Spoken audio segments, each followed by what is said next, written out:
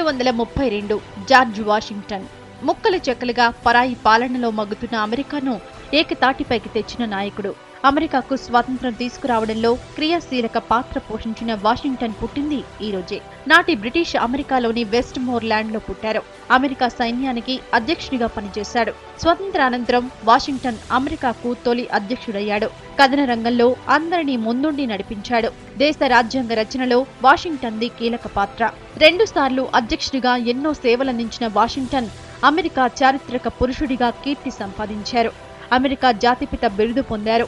ఆయన తన 67వ ఏట 1799 డిసెంబర్ 14న చనిపోయారు. ఈయన స్మృత్యర్థం అమెరికా రాజధానికి వాషింగ్టన్ అని పేరు పెట్టారు.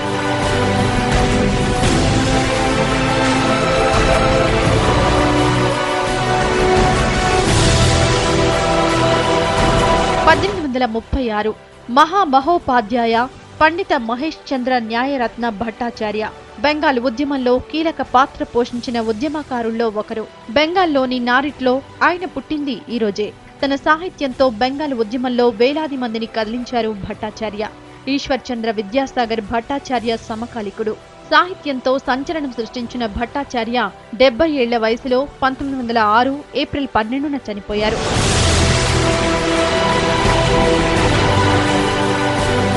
1847 ఉయ్యాలవాడ నరసింహారెడ్డి సిపాయిల తిరుగుబాటు కంటే 10 ఏళ్ల ముందే ఈస్ట్ ఇండియా కంపెనీపై తిరుగుబాటు చేసిన తెలుగు యోధుడు.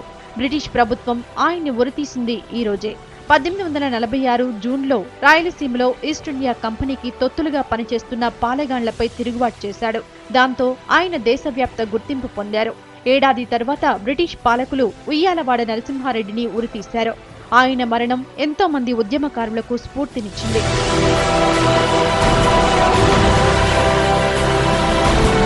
1857 హెన్రిచ్ రుడాల్ఫ్ హెర్ట్జ్ ప్రఖ్యాత జర్మన్ భౌతిక శాస్త్రవేత్త. జర్మనీలోని హాంబర్గ్ లో ఆయన పుట్టింది ఈ రోజే.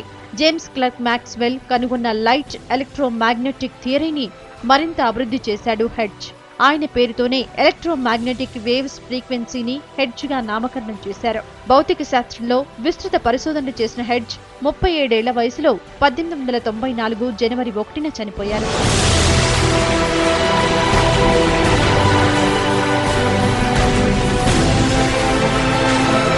1866 ఆంధ్ర రాష్ట్రోద్యమానికి ఆద్యుడు, స్వతంత్ర సమరయోధుడు, దేశభక్తుడు కొండా వెంకటప్పయ్య పుట్టింది ఈ రోజే.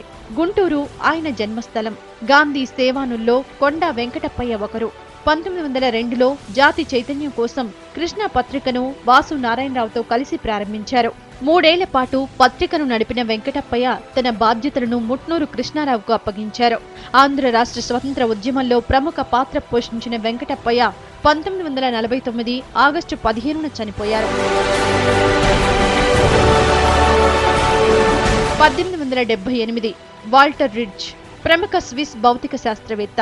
రిడ్జ్ మెథడ్ ను ప్రతిపాదించింది ఈయనే. సైంటిఫిక్ బయోగ్రఫీపై డిక్షనరీ రాశారు. అదే బయోగ్రఫీకి మార్గనిర్దేశం చేసింది. భౌతిక శాస్త్రంలో పరిశోధనకు కృషి చేసిన రిడ్జ్ 31 ఏళ్ల వయసులో 1909 జూలై 7న చనిపోయారు.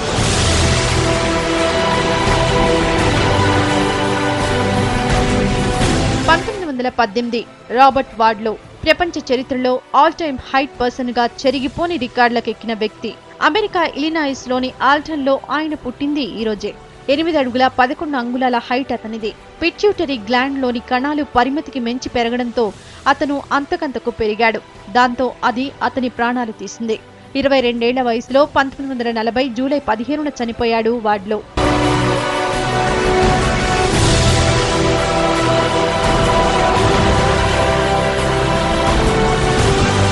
1922 కన్నెగంటి హనుమంతు పుల్లరి సత్యాగ్రహ నాయకుడు. ఈయన్ను బ్రిటిష్ ప్రభుత్వం కాల్చి చంపింది ఈ రోజే. గుంటూరు జిల్లా పల్నాడు ప్రాంతంలోని దుర్గి మించాలపాడిలో పుట్టిన హనుమంతు చిన్నప్పటి నుంచే ఉద్యమాలకు ఆకర్షితులయ్యారు. బ్రిటిష్ ప్రభుత్వం నిర్ణయించిన పుల్లరి కట్టకుండా ఎదురు తిరిగారు. దాంతో పాటు పుల్లరి వ్యతిరేకంగా ఉద్యమాన్ని నిర్మించారు. నాటి గుంటూరు కలెక్టర్ రూథర్ఫర్డ్ పుల్లరి సత్యాగ్రహాన్ని అణచివేశాడు. అందులోనే హనుమంతు వీర మరణం పొందారు. వరల్డ్ థింకింగ్ డే ఈ రోజు. Girl guides and girl squads దీన్ని ప్రతిపాదించారు. ప్రపంచంలో ఏ మూల ఉన్నా ఈ రోజు తమ తోబుట్టువులను తలుచుకోవాలన్న ఉద్దేశంతో ఈ రోజును ప్రతిపాదించారు. అంతేకాదు వాళ్లను గైడ్ చేసేలా ప్రోత్సహించాలని సూచించారు.